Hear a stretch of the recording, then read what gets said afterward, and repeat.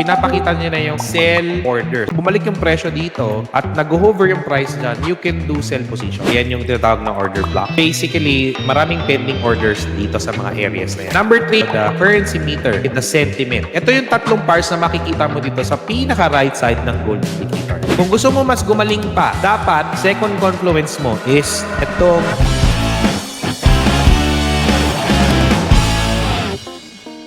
ibig sabihin itong number 1, pinapakita niya na yung sell order. Within this price, bumalik yung presyo dito at nag-hover yung price dyan, you can do sell position. And nilagay na rin siya ng recommendation ng stop level. Pag pumunta yung presyo dito, di-trigger a sell position.